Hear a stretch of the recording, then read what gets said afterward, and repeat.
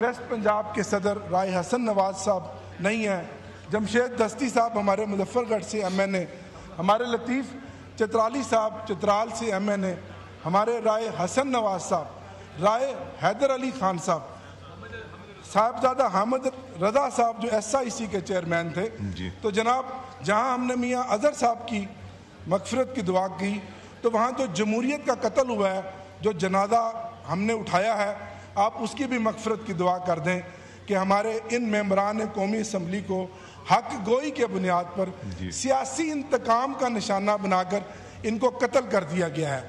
یہ عمر ایوب یا زرتاج گل کا قتل نہیں ہے، یہ اس ایوان کے مینڈیٹ کی توہین ہے۔ لیکن آپ کچھ بھی کر لیں، اسپیکر صاحب ہمارے حوصلے بلند ہیں، ہم ڈٹے ہوئے ہیں۔ یہ ایوان کو ہم یہ بتانا چاہتے ہیں کہ ہم یہاں آج ظلم کے خلاف کھڑے ہیں، ہم خاموش نہیں ہیں۔ اور آپ جتنے مرضی ہمارے ممبران قومی اسمبلی کا سیاسی قتل کر دیں، عمران خان کے جان نثار اس ایوان میں بھی موجود ہیں اور ایوان سے باہر بھی موجود ہیں۔ میں اس پر ہم اس سے تفصیل پر بات کریں گے، ہمارے اراکین اسمبلی بھی بات کریں گے۔ میاں اظہر صاحب میرے بزرگ تھے، میرے والد صاحب کے ساتھ وہ 1986 میں جب وہ لاہور کے میئر بنے تو میرے والد ملک صلاح الدین ڈوگر ملتان کے میئر منتخب ہوئے، اور پھر فٹ بال فیڈریشن کے جب وہ پریزیڈنٹ بنے تو میرے والد صاحب ان کے ساتھ سینئر وائس پریزیڈنٹ تھے، اور پھر 1990 میں وہ اسی ایوان کا حصہ بنے اور ایم این اے بنے۔ اب اس الیکشن میں جب عوامی مینڈیٹ پہ ڈاکہ ڈالا گیا اپنے بیٹے حماد اظہر کی سیٹ پر، باوجود اس کے کہ وہ بیمار تھے وہ منتخب ہوئے، اور وفات سے چند دن پہلے بھی اسپیکر صاحب میری ان سے بات ہوئی، اور وہ یہاں جب آتے تھے تو جب وہ بیٹھتے تھے اس ایوان میں اور جو تحریک انصاف کے ساتھ جو سیاسی انتقام اور جو ظلم اور بربریت تھی تو وہ حوالہ دیتے تھے کہ میں نے جو ساری زندگی سیاست کی ہے وہ بڑی وفاداری کی ہے، بڑی روایات کی ہے اور برداشت کی ہے۔ اب جو حالات ہیں آپ مجھے بلاتے تو ہیں لیکن میرا دل نہیں کرتا کہ میں اس جعلی ایوان کا حصہ بنوں۔ اور ایک بار اسپیکر صاحب کچھ دن پہلے جب ہم اڈیالہ جیل کے باہر گئے اور بہت سارے ایم این اے ساتھی میرے یہاں موجود ہیں ان کے ساتھ تھے، تو جب پولیس جس طرح ہم پر آئے روز لاٹھیاں برساتی ہے تو اس بزرگ کو بھی نہ دیکھا اور ان پر بھی ڈنڈے مارے گئے اور وہ بھی ہمارے ساتھ اسی طرح زخمی ہو کر آئے۔ یہ فسطائیت کی ایک بدترین مثال ہے۔ اور آخری دن خاص طور پر میں بات کرنا چاہتا ہوں، آخری دن انہوں نے اس ظلم کے حالات میں ان کا انتقال ہوا ہے، تو اس سے بڑھ کر جمہوریت کا قتل کوئی ہو نہیں سکتا۔ تو میں شاندار الفاظ میں ان کو خراج تحسین پیش کرتا ہوں، وہ میرے بزرگ تھے اور دعا گو ہوں، اور بالخصوص ان کے بیٹے حماد اظہر صاحب سے میں اظہار تعزیت کرتا ہوں کہ اللہ تعالیٰ ان کو اور ان کے خاندان کو جوار رحمت میں جگہ عطا فرمائے۔ بہت شکریہ جی۔ جو ہماری حسب روایت جی خواجہ محمد آصف صاحب۔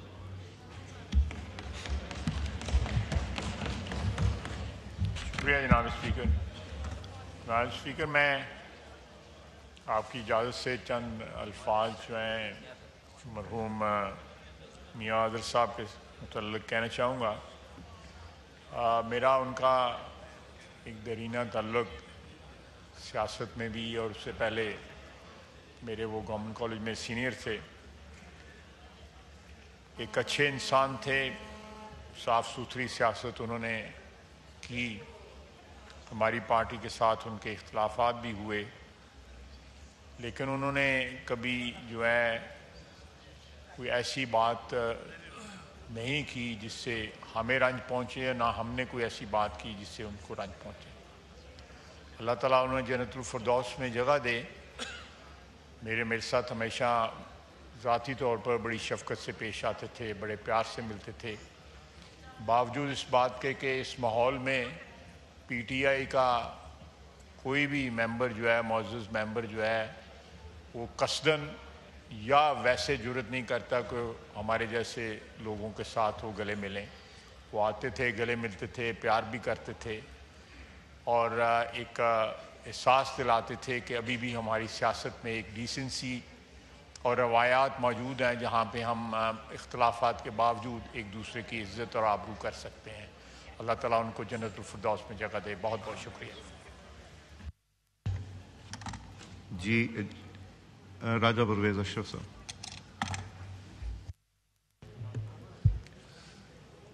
شکریہ جناب اسپیکر.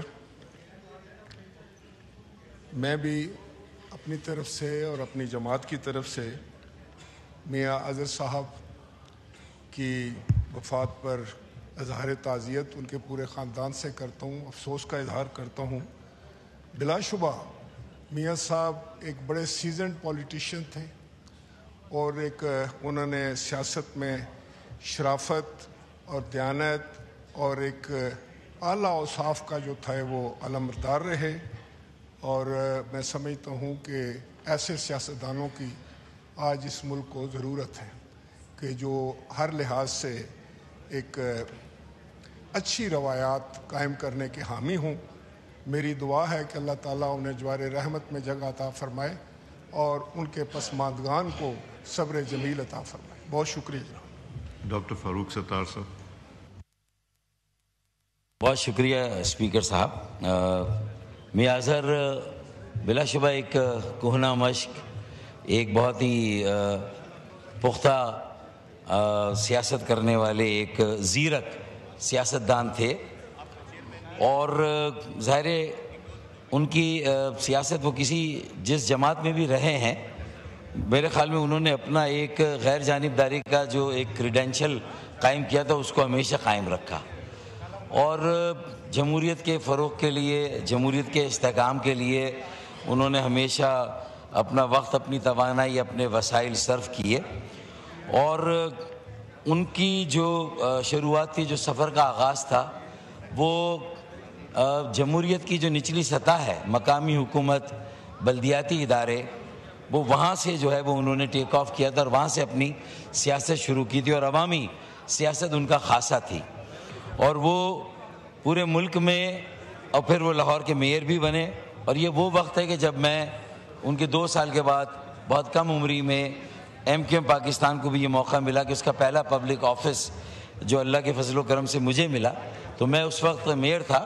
اور ہم نے اس وقت یہ روایتیں قائم کی کہ پورے ملک میں بہرحال جیسا بھی تھا ایک بلدیاتی نظام تھا، اور ایک کل میئر آل پاکستان میئرز کانفرنس 2-3 مرتبہ ہم نے کی، لاہور میں کی، گجرانوالہ میں کی، کراچی میں کی.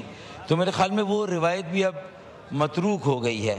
آج جہاں وہ اس دنیا سے رخصت ہو گئے ہیں، چلے گئے، ہم میں نہیں ہیں، تو میرے خیال میں ان کے اس کنٹریبیوشن کو ہمیں یاد رکھنا چاہیے. اور جب تک جمہوریت شراکتی نہیں ہوگی، شمولیتی نہیں ہوگی، اس وقت تک جمہوریت مضبوط اور مستحکم نہیں ہو سکتی.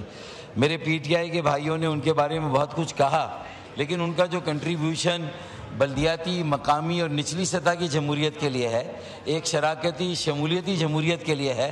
اور وہ روز اول سے جو ہمارا آئینی ترمیمی بل ہے کہ مقامی حکومت، بلدیاتی ادارے اتنے خود مختار ہونے چاہیے، اتنے مؤثر ہونے چاہیے، اتنے باوسیلہ اور با اختیار ہونے چاہیے، خود مختار ہونے چاہیے کہ وہ کسی کے رحم و کرم پر نہ ہو، صوبائی حکومت کے رحم و کرم پر نہ ہو. ان کے اختیارات واضح طور پر آئین میں درج ہونے چاہیے. اور جو وسائل مرکز سے صوبوں کو ملتے ہیں، اگر صوبے ان میں اپنی اجارہ داری قائم کرتے ہیں تو پھر ان وسائل کو کیوں نہ نیشنل فائننس کمیشن میں، قومی مالیاتی کمیشن میں مرکز سے ہی براہ راست 130 شہروں اور 130 ضلعوں اور مقامی حکومتوں کو وسائل دے دی جائے. میرے خیال میں میاں اظہر بھی اس بات کے ماننے والے تھے اور اس بات پر اپنا مکمل یقین رکھتے تھے. میرے خیال میں کم از کم ان کی زندگی کا ایک یہ جو اہم جو ان کا کنٹریبیوشن ہے کہ وہ بھی سمجھتے تھے کہ مقامی اور بلدیاتی حکومتوں کو وسائل براہ راست مرکز سے اور وفاق سے ملنے چاہیے.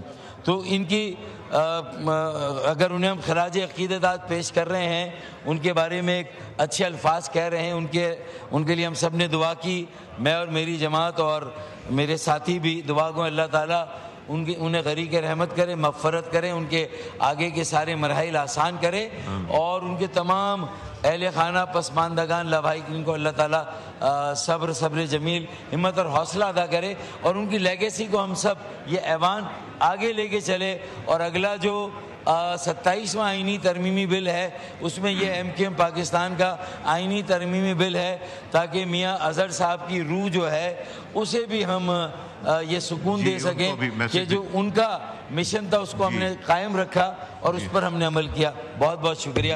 وما علینا الا البلاغ۔ بہت بہت شکریہ۔ تنویر حسین صاحب۔ تھینک یو اسپیکر صاحب، میں نے محسوس کیا کہ آپ ہر پارٹی سے ایک پارلیمانی لیڈر یا سینئر لیڈر کو موقع دے رہے ہیں، لیکن میں نے آپ سے اس لیے اجازت مانگی ہے کہ میاں اظہر صاحب اللہ تعالیٰ ان کو جنت کا میں اعلیٰ مقام دے۔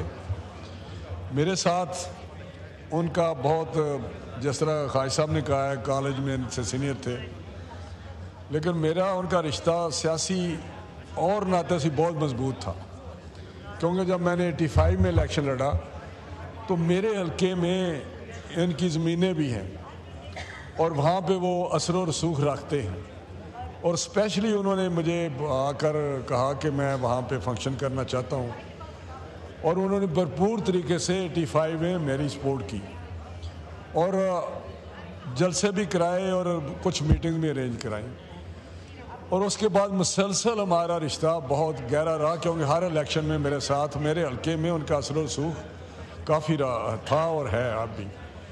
تو ان کے بیٹے بھی وہاں جاتے ہیں، کوئی ویکینڈ پہ جاتے ہیں، آج کل تو پتہ نہیں جاتے ہیں یا نہیں جاتے، لیکن اس فیملی کے ساتھ ان کے ساتھ آنا جانا گھر پہ، میرا رشتہ بہت ان کے ساتھ تھا۔